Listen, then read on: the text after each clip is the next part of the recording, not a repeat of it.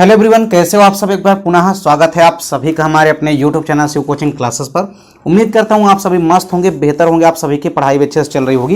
तो आज की इस वीडियो में यहाँ पे हम 3 से 4 अंकों वाले इंपॉर्टेंट क्वेश्चन देखने वाले हैं, जिसमें अधिकतर आपको डिफरेंस यानी कि अंतर देखने को मिलेंगे और कुछ इंपॉर्टेंट संरचना जो कि आपके बोर्ड एग्जाम में आने की पूरी संभावना। ठीक है, तो चलिए बात करते हैं। सबसे पहला जो इंपॉर्टेंट क्वेश्चन है वो है माइटोकॉन्ड्रिया क्या है।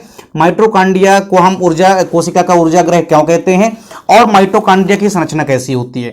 तो बात करें अगर माइटोकॉन्ड्रिया की, तो यह यूकैरियोटिक कोशिकाओं के अंदर पाया जाने वाला एक विशेष प्रकार का कोशिकांग होता है। ठीक है, अगर हम बात करते हैं कोशिकाओं की संख्या की या माइटोकॉन्ड्रिया की संख्या की, तो इनकी संख्या सबसे अधिक किनके अंदर होती है। हर एक जीवधारियों के अंदर माइटोकॉन्ड्रिया की संख्या अलग अलग होती है। अगर हम कीटों की पेशीय कोशिकाओं की बात करते हैं तो सबसे अधिक माइटोकॉन्ड्रिया जो है किसके अंदर पाए जाते हैं, कीटों की पेशीय कोशिकाओं के अंदर पाए जाते हैं। ठीक है, सबसे पहले बेंडर ने ही माइटोकॉन्ड्रिया नाम दिया था। ठीक है, तो अगर आपसे पूछे कि माइटोकॉन्ड्रिया सबसे पहले किसने दिया, तो बेंडर नामक साइंटिस्ट ने दिया था। ठीक है, अगर हम संरचना की बात करते हैं माइटोकॉन्ड्रिया की, तो माइटोकॉन्ड्रिया एक दोहरी झिल्ली वाला कोशिकांग होता है। ठीक है, यानी इनके शरीर पर आपको 2 झिल्ली जो है दिखाई देती है। फिर अगर हम बात करते हैं जो दोनों झिल्लियां होती है, इन झिल्लियों का व्यास कितना होता है या मोटाई कितनी होती है, तो ये जो झिल्ली होती है इन झिल्लियों की मोटाई जो होती है लगभग 75 एंगस्ट्रॉम होती है। ठीक है, और बाहर स्थित झिल्ली को हम बाह्य झिल्ली व अंदर की झिल्ली को हम आंतरिक झिल्ली कहते हैं। आप लोग यहां पे देखिए माइटोकॉन्ड्रिया की संरचना। माइटोकॉन्ड्रिया की संरचना में एक झिल्ली तो ये वाली हो गई, ठीक है, और एक झिल्ली ये हो गई, यानी 2 झिल्लियां होती है। और दोनों झिल्ली, इस झिल्ली और इस झिल्ली के बीच की मोटाई कितनी होती है, 75 एंगस्ट्रॉम होती है। जो बाहर की झिल्ली होती है, ठीक है, ये जो बाहर वाली झिल्ली होती है इसको हम बोलते हैं आउटर मेम्ब्रेन यानी कि बाहरी झिल्ली, और जो अंदर वाली झिल्ली होती है इसको हम बोलते हैं इनर मेम्ब्रेन यानी कि आंतरिक झिल्ली। फिर आप देखेंगे दोनों झिल्लियों के बीच में क्या होता है, 60 से 70 एंगस्ट्रॉम मोटी जगह पाई जाती है, जिसे हम बाहरी कक्ष कहते हैं यानी कि आउटर चैम्बर कहते हैं। ठीक है, क्या कह रहा है, दोनों झिल्लियों के बीच 60 से 70 एंगस्ट्रॉम मोटी जगह पाई जाती है, जिसको हम बोलते हैं क्या, जिसको हम बोलते हैं आउटर चैम्बर। ठीक है, तो आप देखेंगे माइटोकॉन्ड्रिया की संरचना में आउटर चैम्बर या आउटर इंटेगुमेंट भी आप लोग कह सकते हैं। ठीक है, तो आउटर चैम्बर को हम आउटर इंटेगुमेंट्स भी कह सकते हैं या आउटर कंपार्टमेंट भी कह सकते हैं। ठीक है, तो ये जो आप देख सकते हैं ये बाहरी झिल्ली है, ये आंतरिक झिल्ली है। तो बाहरी झिल्ली और आंतरिक झिल्ली के बीच में 60 से 70 एंगस्ट्रॉम की जो खाली जगह है इसको हम क्या बोलते हैं, ये जो पूरी की पूरी खाली जगह है, इस खाली जगह को हम क्या बोलते हैं, आउटर कंपार्टमेंट यानी कि बाहरी कक्ष बोलते हैं। क्या बोलते हैं, बाहरी कक्ष। और जो हमारा आंतरिक झिल्ली है, आंतरिक झिल्ली के अंदर का ये जो पूरा स्पेस है इसको हम क्या बोलते हैं, इसको हम बोलते हैं क्या, इसको हम बोलते हैं पूरा का पूरा इनर कंपार्टमेंट यानी कि आंतरिक कक्ष। ठीक है, तो बाहरी कक्ष हो गया और आपका आंतरिक कक्ष हो गया। तो माइटोकॉन्ड्रिया की संरचना में सबसे पहले तो आपने क्या देखा, सबसे पहले आपने देखा कि 2 झिल्ली वाले कोशिकांग होता है, तो एक झिल्ली बाहर साइड होती है और एक झिल्ली अंदर साइड हो गई। ठीक है, और बाहरी झिल्ली और आंतरिक झिल्ली के बीच का जो खाली स्थान है उसको हम बाहरी कक्ष बोलते हैं यानी कि आउटर चैम्बर बोलते हैं या आउटर कंपार्टमेंट बोलते हैं। वहीं जो आंतरिक झिल्ली है, आंतरिक झिल्ली के अंदर का जो पूरा कंपार्टमेंट है या अंदर का जो पूरा का पूरा आप कह सकते हैं कि कक्ष है, इसको हम क्या बोलते हैं, इसको हम बोलते हैं इनर कंपार्टमेंट। क्या बोलते हैं, इसको हम इनर कंपार्टमेंट यानी कि आंतरिक कंपार्टमेंट या आंतरिक कक्ष हम इसको बोल सकते हैं। ठीक है, तो यहां तक की कहानी आप लोगों को समझ में आ गई होगी। अब हम बात करते हैं माइटोकॉन्ड्रिया में, तो आंतरिक झिल्ली के अंदर के अवकाश को आंतरिक कक्ष कहते हैं। तो ये भी हमने आपको दिखा दिया कि जो आंतरिक झिल्ली होती है उस आंतरिक झिल्ली के अंदर का जो पूरा खाली स्थान है उसको हम बोलते हैं आंतरिक कक्ष यानी कि हमारा इनर कंपार्टमेंट हो गया।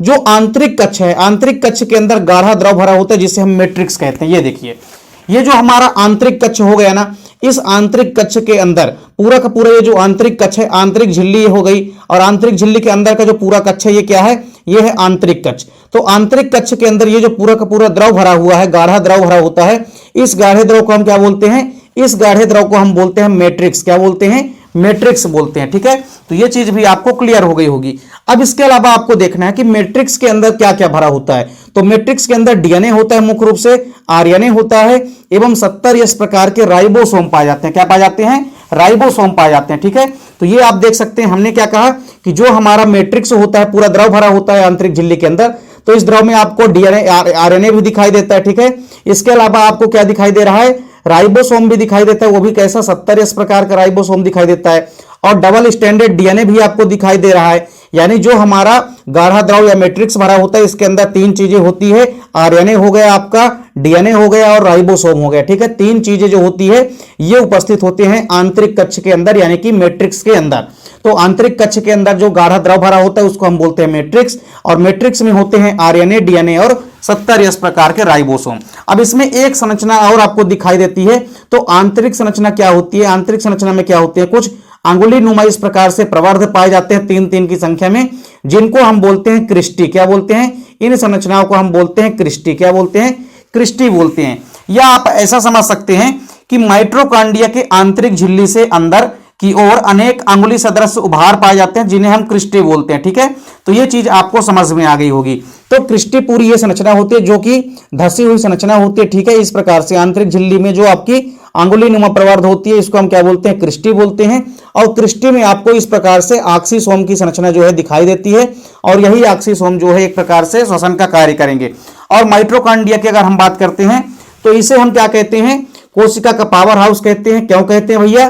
क्योंकि यह शरीर में बनने वाली जो भी ऑक्सी श्वसन की प्रक्रिया होती है उसके परिणाम स्वरूप जो भी ऊर्जा बनती है तो संपूर्ण ऊर्जा का संग्रह एटीपी के रूप में माइटोकॉन्ड्रिया ही करता है, जिस कारण से माइटोकॉन्ड्रिया को हम क्या कहते हैं? कोशिका का पावर हाउस कहते हैं। तो ये क्वेश्चन आपके समझ में आ गया होगा, माइटोकॉन्ड्रिया की संरचना कैसी होती है, ठीक है।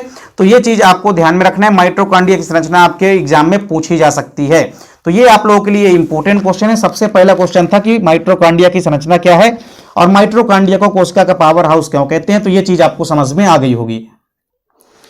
चलिए अब हम देखते हैं केंद्रक क्या है और केंद्रक की संरचना किस प्रकार से होती है। तो केंद्रक की अगर हम बात करते हैं तो कोशिका द्रव्य में उपस्थित अपेक्षाकृत बड़े गोल एवं वृत्ताकार, अंडाकार, प्रस्तरी नुमा तथा लंबी अथवा चपटी संरचना को हम क्या कहते हैं? केंद्रक कहते हैं। यानी किसी भी कोशिका के अंदर जो कोशिका द्रव भरा होता है उस कोशिका द्रव्य के अंदर जो एक गोलाकार वृत्ताकार संरचना होती है, ठीक है, या चपटी संरचना होती है, उसी को हम बोलते हैं केंद्रक। केंद्रक की अगर हम खोज की बात करते हैं तो सबसे पहले केंद्रक की खोज किसने की थी? रॉबर्ट ब्राउन ने की थी, 1831 में की थी, ठीक है। इसके बाद आपको केंद्रक की संरचना में सीधे आ जाना है। तो केंद्रक की संरचना में हमको निम्न रूप से 4 भाग दिखाई देते हैं, ठीक है। केंद्र की झिल्ली सबसे पहले दिखाई देता है, दूसरा है केंद्र की द्रव, और तीसरा है क्रोमैटिन जाल, और चौथा है हमारा केंद्रिका यानी कि न्यूक्लियोलस। तो केंद्रक के कार्यों को भी यहां पे देख लेते हैं क्योंकि आपके एग्जाम के लिए काफी इंपॉर्टेंट है। केंद्रक के कार्य अगर आप देखेंगे तो सबसे पहला इंपॉर्टेंट कार्य क्या है कि केंद्रक जो होता है ये कोशिका का नियंत्रण कक्ष होता है, ठीक है। और समस्त कोशिकीय क्रियाओं पर नियंत्रण कौन करता है? तो केंद्रक ही करता है। कोशिका की सभी क्रियाओं पर नियंत्रण कौन करता है? केंद्रक करता है। दूसरा इंपॉर्टेंट कार्य क्या है कि एक पीढ़ी से अगली पीढ़ी में जो अनुवांशिक सूचनाओं का प्रवाह होता है वो भी युग्मक के माध्यम से होता है। युग्मक किसमें होते हैं? केंद्रक होते, केंद्रक के अंदर होते हैं, ठीक है। तो युग्मक के केंद्रक द्वारा होता है। किसी भी युग्मक के अंदर जो है केंद्रक उपस्थित होते हैं, चाहे वो आपका मेल गैमीट हो चाहे वो आपका फीमेल गैमीट हो। जब ये आपस में मिलते हैं तो उनके अंदर के केंद्रक भी आपस में मिलते हैं और उन केंद्रकों के माध्यम से ही अनुवांशिक सूचनाएं एक पीढ़ी से दूसरी पीढ़ी तक पहुंचती है। तो हम ये भी कह सकते हैं कि एक पीढ़ी से अगली पीढ़ी में जो अनुवांशिक सूचनाएं होती है इनका प्रवाह भी किसके माध्यम से होता है? केंद्रक के माध्यम से होता है। तीसरा कार्य क्या है कि यह कोशिका की क्रिया की जो क्रिया विभाजन होता है उस क्रिया में भी मदद करते हैं, ठीक है। तो यह कोशिका क्रिया की विभाजन क्रिया में भी मदद करते हैं, यानी कि किसी प्रकार से कोशिका का जब विभाजन होता है तो उसमें भी केंद्रक जो है हेल्प करते हैं यानी कि मदद करते हैं। इसके अलावा यह कोशिका की वृद्धि को भी नियंत्रित करते हैं, एक कार्य भी आप लोग याद कर सकते हैं। और गुणसूत्र एवं समस्त जीन्स जो होते हैं ये केंद्रक के अंदर ही पाए जाते हैं और ये गुणों को अगली पीढ़ी तक ले जाने का भी काम करते हैं, ठीक है। केंद्रक की संरचना की अगर हम बात करते हैं तो केंद्रक की संरचना में हमको कुछ इंपॉर्टेंट पॉइंट दिखाई देते हैं, ठीक है। केंद्रक की संरचना में आप देख सकते हैं कि चारों तरफ हमको जो है पूरी की पूरी मेम्ब्रेन दिखाई देती है, ठीक है, जिसमें आपको आउटर न्यूक्लियर मेम्ब्रेन दिखाई देगी, ठीक है, और इनर न्यूक्लियर मेम्ब्रेन दिखाई देती है, ठीक है। यानी कि बाहरी नाभिकीय झिल्ली होती है और आंतरिक नाभिकीय झिल्ली होती है, ठीक है। तो सबसे पहले तो केंद्र की झिल्ली दिखाई देती है यानी कि न्यूक्लियस की मेम्ब्रेन दिखाई देती है। तो जिसमें 2 मेम्ब्रेन होती है, इनर मेम्ब्रेन, अंदर वाली जो मेम्ब्रेन होती है ये इनर मेम्ब्रेन है, और बाहर वाली जो मेम्ब्रेन होती है केंद्रक की ये होती है क्या? ये होती है आउटर मेम्ब्रेन, ठीक है। तो ये चीजें आपको ध्यान में रखनी है, ठीक है। तो केंद्रक में सबसे पहले आपको क्या दिखाई देता है? केंद्रक की संरचना में सबसे पहले आपको झिल्ली दिखाई देती है जिसको हम बोलते हैं केंद्र की झिल्ली। तो केंद्र की झिल्ली 2 प्रकार की होती है, एक होती है आंतरिक वाली जिसको हम बोलते हैं इनर न्यूक्लियर मेम्ब्रेन यानी कि आंतरिक नाभिकीय झिल्ली, और बाहरी वाली जो नाभिक की झिल्ली होती है इसको हम बोलते हैं आउटर न्यूक्लियर मेम्ब्रेन यानी कि बाहरी नाभिकीय झिल्ली, ठीक है। फिर इसके बाद हम बोलते हैं केंद्रकीय द्रव। पूरा का पूरा ये जो हमारा केंद्रक है, इस केंद्रक के अंदर क्या दिखाई देता है भैया, तो इस केंद्रक के अंदर हमको न्यूक्लियोप्लाज्म दिखाई देता है, जिसको हम बोलते हैं केंद्रकीय द्रव। ठीक है, तो केंद्रक के अंदर जो द्रव पाया जाता है उसको हम बोलते हैं केंद्रकीय द्रव, या जिसको हम लिख सकते हैं न्यूक्लियोप्लाज्म। ठीक है, फिर इसके बाद क्रोमेटिन जाल है। ठीक है, तो क्रोमेटिन जाल को हम बोलते हैं क्रोमेटिन नेट। पूरे के पूरे जो केंद्रक है, केंद्रक की संरचना के अंदर हमने आपको बताया कि केंद्रकीय द्रव होता है, और इस केंद्रकीय द्रव में एक जाल के जैसे धागे नुमा संरचनाओं का एक जाल होता है, जिसे हम बोलते हैं क्रोमेटिन जालिका, या आप लिख सकते हैं क्रोमेटिन नेट बोलते हैं। ठीक है, या क्रोमेटिन जालिका। फिर आप देखेंगे केंद्रक के अंदर एक छोटी सी चपटी गोलाकार संरचना होती है, जिसको हम क्या बोलते हैं, जिसको हम बोलते हैं न्यूक्लियोलस, यानी कि केंद्रिका बोलते हैं। क्या बोलते हैं, केंद्रिका बोलते हैं। तो केंद्रक के अंदर क्या होता है, एक छोटी सी गोलाकार संरचना होती है, जिसको हम बोलते हैं केंद्रिका। और पूरे के पूरे न्यूक्लियोप्लाज्म के अंदर, यानी कि केंद्रकीय द्रव के अंदर, आपको राइबोसोम्स भी दिखाई देते हैं। तो ये आपको एक तैयार कर लेना है। और केंद्रक की संरचना के बाहर साइड जो है एंडोप्लाज्मिक रेटिकुलम इस प्रकार से लिपटी हुई नजर आती है। तो ये केंद्रक की संरचना है, जिसको आपको अच्छे से तैयार कर लेना है। केंद्रक की संरचना में आपको 4 भाग दिखाई देते हैं, और चारों ही भाग काफी इंपोर्टेंट है। ठीक है, सबसे पहले केंद्र की झिल्ली होती है, ये 2 होती है, बाहरी केंद्र की झिल्ली और आंतरिक केंद्र की झिल्ली। फिर इसके बाद आपको न्यूक्लियोलस दिखाई देता है, केंद्रिका दिखाई देता है। फिर केंद्रक के अंदर एक धागे नुमा संरचना होती है, जो कि घुमावदार होती है, घूमी हुई संरचना होती है, या जाल जैसी संरचना होती है, जिसको हम बोलते हैं क्रोमेटिन नेट या क्रोमेटिन जालिका। फिर न्यूक्लियोप्लाज्म होता है, केंद्रक के अंदर जो द्रव भरा होता है उसको हम बोलते हैं न्यूक्लियोप्लाज्म। तो केंद्रक क्या है भैया, केंद्रक की संरचना और केंद्रक के कार्य, ये इंपॉर्टेंट क्वेश्चन है, ये भी आपको समझ में आ गया होगा।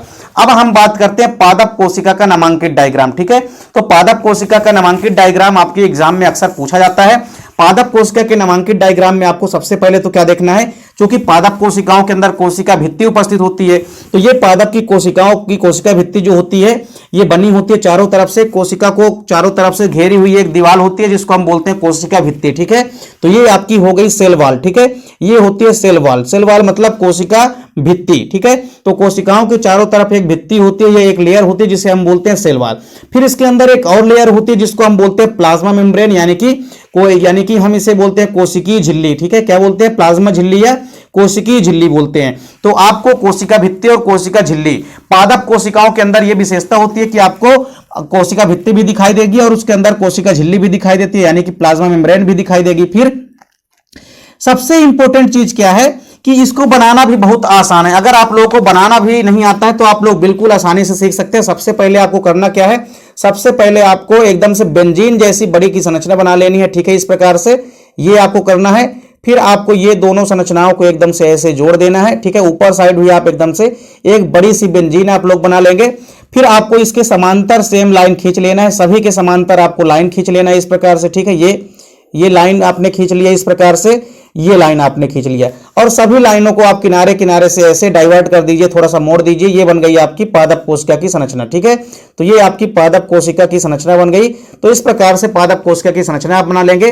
पादप कोशिका के अंदर आपको क्या दिखाई देगा, सबसे पहले हमने बताया यहाँ पे कोशिका भित्ति यानी कि सेल वॉल दिखाई देगी। ठीक है, इस प्रकार से सेल वॉल दिखाई देती है। फिर सेल वॉल के अंदर एक और झिल्ली दिखाई देती है, जिसको हम क्या बोलते हैं, जिसको हम बोलते हैं क्या, कोशिका झिल्ली, या इसको आप प्लाज्मा झिल्ली लिख सकते हैं। ठीक है, तो ये हो गई भैया प्लाज्मा मेम्ब्रेन हो गई। ठीक है, फिर इसके अंदर आपको बड़ी बड़ी रिक्तिकाएं दिखाई देती है। पादप कोशिका की विशेषता होती है कि उनके अंदर बड़ी साइज की रिक्तिकाएं पाई जाती है। ठीक है, तो इस प्रकार से आप देख सकते हैं कि बड़ी बड़ी रिक्तिकाएं जो होती है पाई जाती है। ठीक है, रिक्तिकाओं को हम बोलते हैं इंग्लिश में वैक्यूल। ठीक है, तो बड़े बड़े वैक्यूल जो है ये दिखाई देते हैं पादप की कोशिका के अंदर।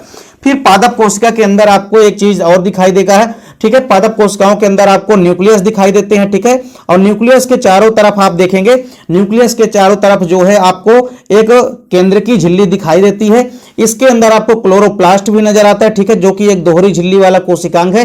क्योंकि क्लोरोप्लास्ट इसलिए होता है क्योंकि पादप कोशिका जो होती है उसके अंदर क्लोरोप्लास्ट होता है, जिसमें क्लोरोफिल होते हैं, जिस कारण से ही पौधे अपना भोजन स्वयं बना पाते हैं। ठीक है, तो क्लोरोप्लास्ट होना तो स्वाभाविक है। जब तक क्लोरोप्लास्ट नहीं रहेगा तो पादप कोशिका की अगर संरचना है तो उसमें क्लोरोप्लास्ट जरूर रहेगा। क्लोरोप्लास्ट आपको जंतु कोशिकाओं के अंदर नजर नहीं आएगा, क्योंकि जंतुओं की कोशिकाओं के अंदर किसी प्रकार से भोजन बनाने की क्रिया नहीं होती है। ठीक है, तो उनमें आपको क्लोरोप्लास्ट का अभाव दिखेगा जंतु कोशिका के अंदर। लेकिन पादप कोशिकाओं में क्लोरोप्लास्ट हमको दिखाई देता है, क्योंकि क्लोरोप्लास्ट के अंदर ही क्लोरोफिल होता है, जो कि प्रकाश संश्लेषण के माध्यम से भोजन बनाने में मदद करता है। फिर दो प्रकार प्रकार की आपको एंडोप्लाज्मिक रेटिकुलम दिखाई देती है, अंतःप्रदब्बी जालिका दिखाई देती है। नीचे साइड आपको स्मूथ एंडोप्लाज्मिक रेटिकुलम दिखाई दे रही है, यानी कि स्मूथ मतलब चिकनी अंतःप्रदब्बी जालिका। और ऊपर साइड आप देख सकते हैं, केंद्र के ऊपर साइड आप देख सकते हैं रफ एंडोप्लाज्मिक रेटिकुलम, मतलब रफ का मतलब होता है खुरदुरी, तो खुरदुरी अंतःप्रदब्बी जालिका आपको यहां पे नजर आती है, ठीक है। और इसके अलावा माइटोकॉन्ड्रिया भी आपको दिखाई देते हैं। तो ये होती है एक प्लांट कोशिका की संरचना, ठीक है, एक पादप कोशिका की संरचना, जिसमें आपको 4 से 5 इंपॉर्टेंट पॉइंट याद रखना है। सबसे पहले कोशिका झिल्ली, ठीक है, कोशिका भित्ति सबसे बाहर रहेगी, फिर उसके अंदर कोशिका झिल्ली रहेगी, फिर कोशिका झिल्ली के अंदर आपको एक बड़ी सी रिक्तिकाएं दिखाई देगी। उन रिक्तिकाओं के चारों तरफ आपको क्लोरोप्लास्ट दिखाई देते हैं। इसके अलावा माइटोकॉन्ड्रिया आपको दिखाई देगा, ठीक है, और बीच में आपका केंद्रक होगा, और केंद्रक के अंदर एक छोटी सी संरचना होती है केंद्रिका, जिसको हम बोलते हैं। और फिर आपको किनारे किनारे कुछ गोल्जी बॉडी दिखाई देते हैं, और केंद्रक के ऊपर व नीचे साइड जो है एंडोप्लाज्मिक रेटिकुलम होते हैं। तो ये संरचना, इसका आप लोग स्क्रीनशॉट भी अगर लेना चाहें तो आप लोग आसानी से इसका स्क्रीनशॉट ले सकते हैं। काफी आसान सा क्वेश्चन है, आपके बोर्ड एग्जाम के लिए ये क्वेश्चन 4 अंकों के लिए काफी इंपॉर्टेंट है। अब हम बात करते हैं प्रोकैरियोटिक कोशिका व यूकैरियोटिक कोशिका के मध्य अंतर। तो प्रोकैरियोटिक कोशिकाओं की अगर हम बात करते हैं तो इनकी जो कोशिका भित्ति होती है वो मुख्य रूप से प्रोटीन तथा कार्बोहाइड्रेट की बनी होती है। किसकी बनी होती है? जो प्रोकैरियोटिक कोशिका है इसकी कोशिका भित्ति मुख्य रूप से कार्बोहाइड्रेट व प्रोटीन की बनी होती है, जबकि यूकैरियोटिक जो कोशिकाएं होती है इनकी जो अधिकतर कोशिका भित्ति होती है वो बनी होती है किसकी? सेल्यूलोज की बनी होती है। किसकी बनी होती है? सेल्यूलोज की बनी होती है। फिर अगर हम बात करते हैं माइटोकॉन्ड्रिया की, तो माइटोकॉन्ड्रिया जो होते हैं ये अनुपस्थित होते हैं प्रोकैरियोटिक कोशिकाओं के अंदर। माइटोकॉन्ड्रिया अनुपस्थित होते हैं, जबकि यूकैरियोटिक कोशिकाओं के अंदर माइटोकॉन्ड्रिया उपस्थित होते हैं। चाहे आपकी पादप कोशिका हो या चाहे आपकी जंतु कोशिका हो, उसमें आपका माइटोकॉन्ड्रिया जो है ये उपस्थित होता है। फिर आप देखेंगे राइबोसोम जो होते हैं, राइबोसोम 70 इस प्रकार के होते हैं, ठीक है, प्रोकैरियोटिक कोशिकाओं के अंदर, और यूकैरियोटिक कोशिकाओं के अंदर राइबोसोम 80 इस प्रकार के होते हैं। फिर लाइसोसोम जो होता है ये प्रोकैरियोटिक कोशिकाओं के अंदर क्या होता है? अनुपस्थित होता है, जबकि लाइसोसोम जो होता है यूकैरियोटिक कोशिकाओं के अंदर क्या होता है? उपस्थित होता है। इसके अलावा गाल्जी काय भी क्या होता है? अनुपस्थित होता है प्रोकैरियोटिक कोशिकाओं के अंदर, और यूकैरियोटिक कोशिका में गाल्जी बॉडी उपस्थित होती है। फिर केंद्र की झिल्ली होती है, यानी केंद्रक के चारों तरफ एक झिल्ली होती है जिसको हम बोलते हैं केंद्रकीय झिल्ली। तो केंद्रक के चारों तरफ झिल्ली जो होती है ये अनुपस्थित होती है, यानी केंद्रकीय झिल्ली अनुपस्थित होती है, और यूकैरियोटिक कोशिकाओं के अंदर केंद्रकीय झिल्ली जो है उपस्थित होती है।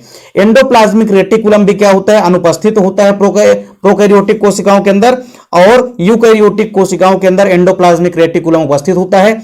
प्रकाश संश्लेषण की प्रक्रिया की अगर हम बात करते हैं तो थाइलेकॉइड में होता है, और यहां पे यूकैरियोटिक कोशिकाओं की अगर हम बात करते हैं तो ये क्लोरोप्लास्ट में होता है। तो इस प्रकार से आपने यहां पे देखा कि प्रोकैरियोटिक कोशिका व यूकैरियोटिक कोशिका में कौन कौन से मोस्ट डिफरेंस है जो कि आपके एग्जाम में पूछे जा सकते हैं। आपको कम से कम 4 से 5 मोस्ट डिफरेंस जो है अच्छे से तैयार होना चाहिए। इसके बाद आप लोग देखेंगे जंतु कोशिका का नामांकित चित्र, ठीक है।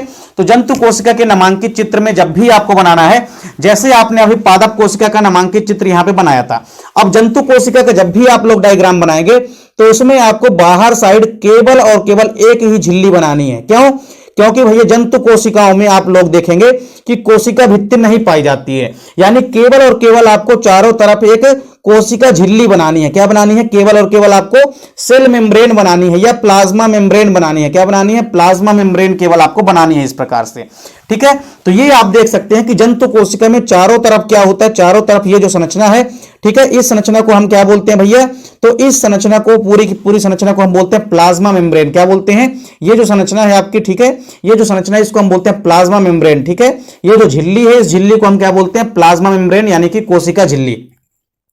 फिर इसके अंदर आपको क्या दिखाई देगा? अगर जंतु कोशिका की संरचना है तो लाइसोसोम आपका सेम रहेगा, जैसे पादप कोशिकाओं के अंदर लाइसोसोम था तो यहां पे भी लाइसोसोम सेम उपस्थित रहेगा। एंडोप्लाज्मिक रेटिकुलम सेम इसमें भी उपस्थित होता है, ठीक है। तो इसमें भी आपका एंडोप्लाज्मिक रेटिकुलम उपस्थित रहेगा। ऊपर साइड स्मूथ एंडोप्लाज्मिक रेटिकुलम है यहाँ पे, और नीचे साइड क्या रहेगा? Rough endoplasmic reticulum. लाइसोसोम जरूर जंतु कोशिका के अंदर उपस्थित होता है, ये पादप कोशिका के अंदर जरूर नहीं होता है, लेकिन जंतु कोशिकाओं के अंदर लाइसोसोम जो है उपस्थित होता है। इसको हम कोशिका की आत्मघाती थैली भी कहते हैं, ठीक है। फिर इसके अंदर आपको राइबोसोम दिखाई देगा, ठीक है। राइबोसोम कैसे होते हैं? तो ये आपके यूकैरियोटिक कोशिका है तो 80 प्रकार के राइबोसोम होंगे, ठीक है।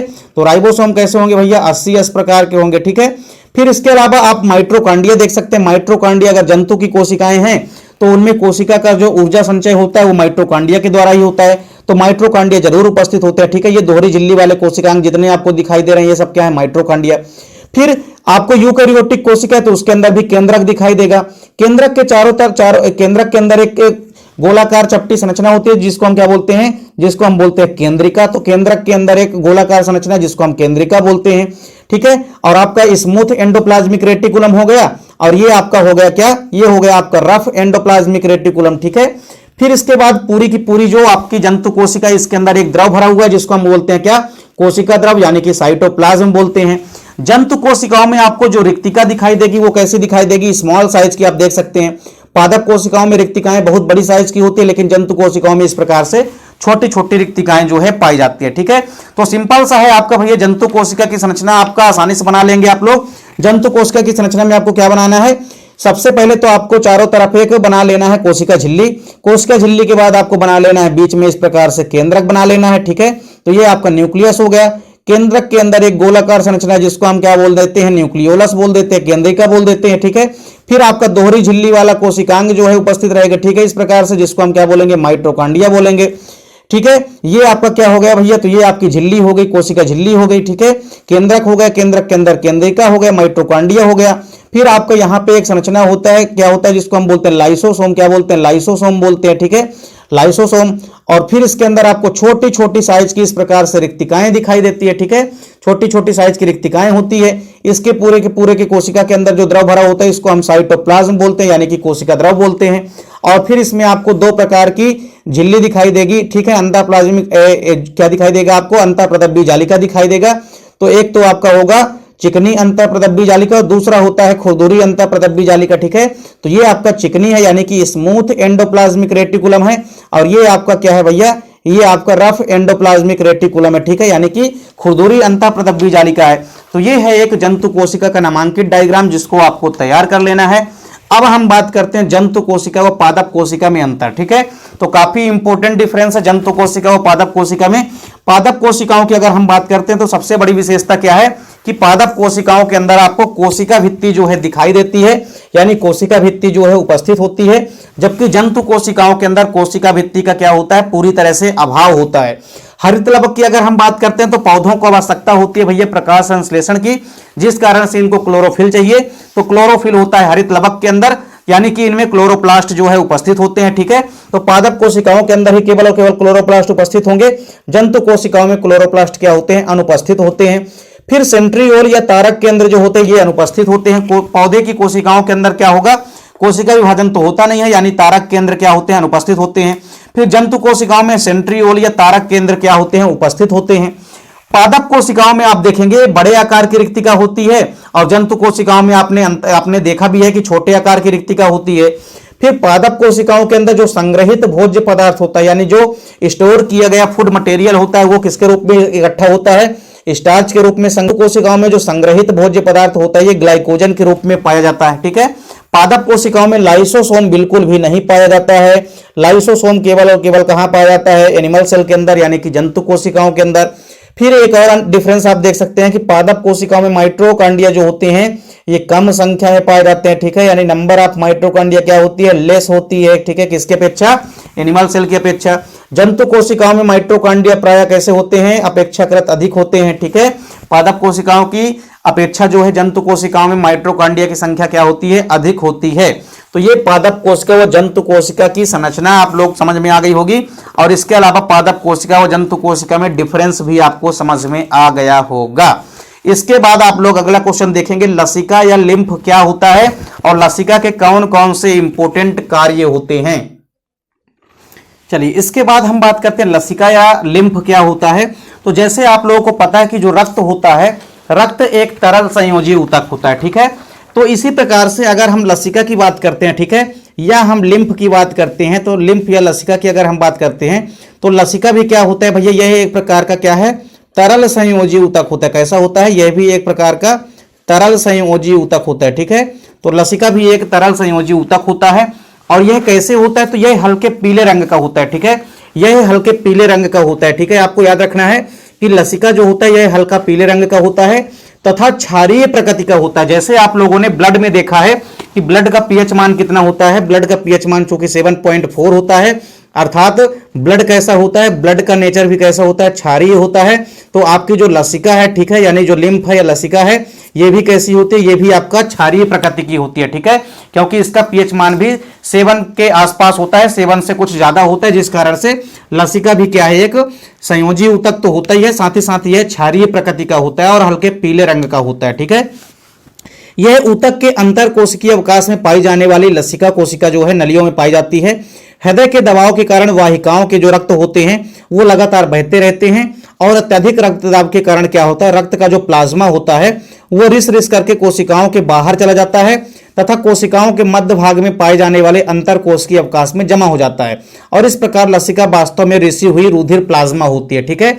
तो क्या समझ में आया कि रक्त से जो प्लाज्मा होती है वो रिस रिस करके अंतर कोशिकीय अवकाशों में चली जाती है, जहां पे खाली रिक्त स्थान होते हैं, ठीक है, कोशिकाओं के बीच बीच में जहां पे खाली स्थान होता है वहां पे रक्त से जो प्लाज्मा होती है वो रिस रिस करके बाहर निकल जाती है और जा करके उन खाली स्थानों पर जो है, खाली अवकाशों पर जा करके व्यवस्थित हो जाती है। तो इस प्रकार से हम कह सकते हैं कि जो प्लाज्मा होता है वही एक प्रकार का रिस रिस करके किसका निर्माण कर देता है, लसिका का निर्माण कर देता है, ठीक है। तो लसिका एक प्रकार से रिसी हुई प्लाज्मा होती है। तो ये चीज आपको क्लियर हो गई कि प्लाज्मा ही एक प्रकार की क्या होती है, लसिका होती है, प्लाज्मा ही लसिका में बदल जाता है, ठीक है। और आपको यह भी समझ में आ गया कि लसिका जो है एक तरल संयोजी ऊतक होता है, जैसे ब्लड होता है एक तरल संयोजी ऊतक, उसी प्रकार लसिका भी एक तरल संयोजी ऊतक होता है जो कि हल्के पीले रंग का तथा क्षारीय प्रकृति का होता है, ठीक है। दोनों चीज आपने देख ली। और कोशिकाओं के बीच बीच में जो अंतर कोशिकीय अवकाश होते हैं उन अंतर कोशिकीय अवकाश में प्लाज्मा जो होती है वो रिस रिस करके क्या हो जाती है, इकट्ठा हो जाती है, हल्के पीले रंग की प्लाज्मा होती है, जिस कारण से हम ये कहते हैं कि लसिका है, ठीक है। तो जैसे मान लीजिए ये क्या है, ये पूरा का पूरा ब्लड है और ये हमारे शरीर के अंदर क्या है, कई सारी कोशिकाएं हैं, ठीक है, ये क्या है, कई सारी कोशिकाएं हैं।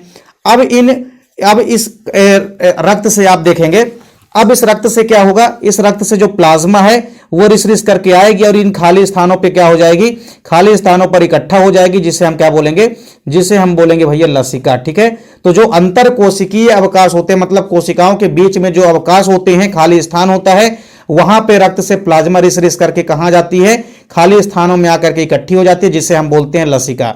तो लसिका जो होती है हल्के पीले रंग की होती है, कैसे होती है, हल्के पीले रंग की होती है और क्षारीय प्रकार की इनकी प्रकृति होती है, ठीक है। तो इस प्रकार से आप आसानी से दे सकते हैं, ठीक है। तो ये लसिका या लिम्फ की आप देख सकते हैं स्टडी है, नॉर्मल सी बेसिक जानकारी है। अब इसके बाद आप लोग देखेंगे लसिका के कौन कौन से इंपोर्टेंट कार्य होते हैं। अब लसिका के कार्यों को देखते हैं। तो लसिका आप देखेंगे कि लसिका में उपस्थित जो WBC होती है अथवा जो लिम्फोसाइट होती है, ये जीवाणुओं तथा अन्य रोगाणुओं का भक्षण करने का कार्य करती है, ठीक है। यानी जो आपकी WBC होती है ये मुख्य प्रकार से रोगाणुओं से हमारी रक्षा करती है, ठीक है, उनसे लड़ने में हमारे शरीर के लिए मदद करती है और हमारे शरीर को सुरक्षित महसूस कराती है, ठीक है। तो लसिका में उपस्थित जो WBC होती है, तो आपको यह चीज भी समझ में आना चाहिए कि लसिका में उपस्थित जो WBC है, ठीक है, ये WBC क्या करती है, जीवाणुओं से हमारी रक्षा करती है या रोगाणुओं से हमारी रक्षा करती है। फिर इसके बाद आप देखेंगे लसिका जो होती है ये थक्का बना करके घावों को भरने में भी सहायता करती है। कई अलग अलग स्थानों पे आप देखेंगे जब कहीं हमारे शरीर में घाव हो जाता है तो उन घावों को लसिका भर करके क्या कर देती है, ठीक कर देती है। इसके बाद आप देखेंगे जो छोटी आंत की कोशिकाएं होती है, छोटी आंत की कोशिकाओं के मध्य में पाई जाने वाली कुछ लसिकाएं होती है जो कि पचे हुए वसा के अवशोषण का भी काम करती है। यानी जो लसिका होती है ये पचे हुए वसा का अवशोषण भी करती है, ठीक है, लिपिड का एब्जॉर्प्शन यानी कि अवशोषण करने का भी कार्य करती है। इसके बाद आप देखेंगे रुधिर के समान लसिका भी क्या करती है भैया, परिसंचरण तंत्र का कार्य करती है, ठीक है। सिंपल सी बात है कि रक्त के समान जो लसिका होती है, लसिका भी परिसंचरण तंत्र का कार्य करती है, ठीक है। किसका काम करती है, ये भी सर्कुलेटरी सिस्टम का कार्य करती है। जैसे रक्त क्या करता है, एक स्थान से दूसरे स्थान तक CO2, ऑक्सीजन और कई अन्य पदार्थों का परिवहन करता है, ठीक उसी प्रकार से जो लसिका होती है ये भी क्या करती है, कई अलग अलग पदार्थों का परिसंचरण तंत्र करने में भाग लेती है, यानी कि एक स्थान से दूसरे स्थान तक परिसंचरण करने में मदद करती है।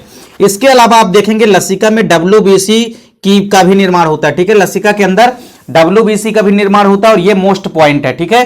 तो लसिका WBC का भी निर्माण करती है कुछ मात्रा में। तो ये लसिका के मोस्ट इंपोर्टेंट कार्य हैं जिनको आपको याद रखना है। अब हम बात करते हैं टेंडन व लिगामेंट में अंतर। मोस्ट इंपोर्टेंट डिफरेंस है जो कि आपके एग्जाम में पूछा जाएगा। तो टेंडन व लिगामेंट की अगर हम बात करते हैं तो टेंडन में आप देखेंगे कि टेंडन जो होता है, ठीक है, यह सफेद अथवा श्वेत रंग का संयोजी ऊतक होता है। ठीक है, जो टेंडन होता है यह सफेद रंग का संयोजी ऊतक होता है एक प्रकार का। जबकि लिगामेंट की अगर हम बात करते हैं तो यह पीले रंग का होता है और यह फिलामेंटस यानी कि तंतुमय संयोजी ऊतक होता है। ठीक है, तो यह संयोजी ऊतक है, लेकिन यह भी आपका कैसा संयोजी ऊतक है, पीले रंग का है। यह आपका टेंडन जो है सफेद रंग का संयोजी ऊतक होता है, लिगामेंट जो है पीले रंग का संयोजी ऊतक होता है। ठीक है, यह तंतुमय संयोजी ऊतक होता है, यह नॉर्मल संयोजी ऊतक होता है। यह पेशियों को अस्थि एवं उपास्थि से जोड़ता है। ठीक है, टेंडन का काम क्या है भैया, तो टेंडन का काम क्या होता है, यह पेशियों को अस्थि से जोड़ता है। ठीक है, हमारे शरीर की जो मसल होती है, मसल को पेशी से कौन जोड़ता है, तो भैया टेंडन जोड़ता है। वहीं आपस में दो अस्थियों को कौन जोड़ता है, तो यह दो अस्थियों को आपस में जोड़ता है। यानी लिगामेंट क्या करता है, दो हड्डियों को आपस में जोड़ने का कार्य करता है। फिर आप देखेंगे कि इसमें लचीलापन नहीं पाया जाता है। ठीक है, यानी जो टेंडन होता है जिसको कि हम कंडरा भी कहते हैं, इनमें लचीलापन देखने को नहीं मिलता है। जबकि लिगामेंट जो होता है इसके अंदर लचीलापन पाया जाता है, जिस कारण से ही जैसे हमारे पैर के दोनों हड्डियों के बीच में लिगामेंट है जो कि कंट्रैक्शन करता है, संकुचित शिथिलन होता है, जिस कारण से हम पैर को फैला हुआ सिकुड़ा सकते हैं अपने हिसाब से। ठीक है, तो इसमें लचीलापन पाया जाता है। यह हमारे गति में सहायक होता है। ठीक है, टेंडन जो होता है गति में सहायक होता है। और यह क्या काम करता है, यह अस्थियों को अपने स्थान से हटने से रोकता है। अब भैया अगर लिगामेंट नहीं होगा तो हड्डी अपने स्थान से खिसक करके कहीं दूर चली जाएगी। अतः यह क्या करता है, हड्डियों को अपने स्थान से हटने से रोकता है। ठीक है, यानी यह अस्थियों को अपने स्थान से हटने से रोकता है, दूर नहीं जाने देता है। फिर इसके बाद एक और डिफरेंस आप देख सकते हैं कि यह पेशी अथवा अस्थि एवं उपास्थि आवरण के बीच पाया जाता है। ठीक है, यह पेशियों के बीच, अस्थि व उपास्थियों के आवरण के बीच ही पाया जाता है, जबकि यह दो अस्थियों के आवरण के बीच पाया जाता है। ठीक है, दो आपस में हड्डियां हैं, उन दोनों हड्डियों के आपस में बीच में पाया जाता है हमारा भैया लिगामेंट। ठीक है, तो लिगामेंट व टेंडन में अंतर आपको बनना चाहिए, ये आपके एग्जाम के लिए काफी इंपॉर्टेंट है। एक आखिर में आप लोग और डिफरेंस देख लीजिए, अस्थि व उपास्थि के मध्य अंतर। तो ये भी काफी इंपॉर्टेंट क्वेश्चन है। ठीक है, अस्थि व उपास्थि की अगर हम बात करते हैं तो यह कठोर एवं अलचीली होती है। ठीक है, जो अस्थि होती है कैसी होती है, कठोर होती है, साथ ही साथ अलचीली होती है, मतलब लचीली नहीं होती है, मुड़ती नहीं है इतना जल्दी। लेकिन उपास्थि की अगर हम बात करते हैं तो उपास्थि जैसे आप लोग अपने कान का जो आपका बाहरी पिन्ना है, उस बाहरी पिन्ने को आप लोग आसानी से लटका सकते हैं। क्यों, क्योंकि भैया यह हमारा उपास्थि है और यह कैसी होती है, लचीली होती है। तो यह कोमल होती है और लचीली भी होती है, इसको हम आसानी से लचका सकते हैं। ठीक है, तो बाहरी कान जो होता है हमारा बाएं कान जिसको हम पिन्ना बोलते हैं, ये इसका जो आवरण होता है ये उपास्थि का ही बना होता है, जो कि कोमल और लचीला होता है। तो अस्थि जो है कठोर होती है, यानी हड्डी कठोर होती है और अलचीली होती है, और उपास्थि को हम आसानी से मोड़ सकते हैं। ठीक है, कोमल होती है और लचीली होती है। अस्थि की अगर हम बात करते हैं तो हमको पता है कि हड्डियों के बीच में खाली स्थान होता है जिसको हम बोलते हैं अस्थिमज्जा। तो हम ये भी कह सकते हैं कि इनमें अस्थिमज्जा पाया जाता है। ठीक है, तो अस्थियों के बीच में क्या पाया जाता है, अस्थिमज्जा पाई जाती है। जबकि आप देखेंगे उपास्थि में जो है किसी प्रकार से अस्थिमज्जा जो है नहीं पाई जाती है। अब आप लोग एक चीज और आसानी से लिख सकते हैं कि भैया जब अस्थिमज्जा उपस्थित होती है अस्थि के अंदर तो इनमें रक्त कणिकाएं तो बनेगी ही। ठीक है, तो अस्थियों के अंदर अस्थिमज्जा होती है जिस कारण से इनके अंदर रक्त कणिकाओं का निर्माण होता है। वहीं उपास्थि में आप क्या देखेंगे कि इनमें रक्त कणिकाएं नहीं बनती है। क्यों नहीं बनती है, क्योंकि उपास्थि में किसी भी प्रकार से बोन मैरो या अस्थिमज्जा नहीं होती है, जिस कारण से इनके अंदर रक्त कणिकाओं का निर्माण भी नहीं होता है। यह पेशियों को जुड़ने का आधार प्रदान करती है, किसी भी मसल्स को, किसी भी पेशी को यह क्या करती है, जुड़ने के लिए एक आधार प्रदान करती है, जिस कारण से आसानी से कोई भी पेशी जो है ये हड्डियों से जुड़ सकती है। उपास्थि की अगर हम बात करते हैं तो ये पेशियों से जुड़ने का कार्य नहीं करती है। ठीक है, इसका काम नहीं होता है कि ये पेशियों से जोड़े। फिर आप देखेंगे जो अस्थि होती है, अस्थि में अत्यधिक रक्त संचार पाया जाता है। ठीक है, अस्थियों के अंदर अत्यधिक मात्रा में रक्त संचार होता है, जबकि उपास्थि में रक्त संचार या तो नहीं पाया जाता है और या तो पाया भी जाता है तो बहुत कम मात्रा में। ठीक है, फिर इसके बाद आप देखेंगे कि स्तनियों के जो अस्थि होती है उसमें हर्वेशियन तंत्र पाए जाते हैं। ठीक है, ये मोस्ट इंपोर्टेंट विशेषता होती है अस्थियों की कि अस्थियों के बीच में हर्वेशियन तंत्र पाए जाते हैं, जबकि उपास्थि में हर्वेशियन तंत्र नहीं पाया जाता है। तो इस प्रकार से भैया आपको 5 से 6 इंपोर्टेंट डिफरेंस तैयार कर लेना है अस्थि व उपास्थि के मध्य। तो इस प्रकार से हमने आज की इस वीडियो में यहाँ पे 10 इंपोर्टेंट क्वेश्चन आपको प्रोवाइड कराए हैं और सारे के सारे जो क्वेश्चन है वो आपके 3 और 4 अंकों वाले इंपोर्टेंट क्वेश्चन हैं। तो डेफिनेट रूप से आप इन 10 क्वेश्चनों को अच्छे से तैयार करके एग्जाम में जाइएगा। यहां पे हम आपको सारे क्वेश्चन प्रोवाइड नहीं करा सकते हैं, लेकिन जो भी इंपोर्टेंट क्वेश्चन है हमने आपको पहले ही बता दिया है। तो जो भी क्वेश्चन का सलूशन हम दे पा रहे हैं तो ठीक है, और जिसका भी सलूशन हमने अभी तक नहीं दिया है तो उसको आप लोग अपने से तैयार कर लेंगे। जो भी इंपोर्टेंट क्वेश्चन थे हमने आपको सारे के सारे इंपोर्टेंट क्वेश्चन की वीडियो पहली वीडियो में आपको सारे इंपोर्टेंट क्वेश्चन हमने बता दिए थे। तो वो सारे इंपोर्टेंट क्वेश्चन आपको सारे चैप्टर से कवर कर लेना है। तो उम्मीद करता हूं वीडियो आपको पसंद आई होगी। वीडियो अच्छी लगे तो आप लोग लाइक कमेंट जरूर करें, साथ ही साथ अपने दोस्तों के बीच भी आप लोग ज्यादा से ज्यादा वीडियो को शेयर करें। अगर आप लोग चैनल पे नए हैं तो चैनल को सब्सक्राइब जरूर कर लीजिए। मिलते हैं आप लोगों से नेक्स्ट वीडियो में, तब तक के लिए जय हिंद, वंदे मातरम।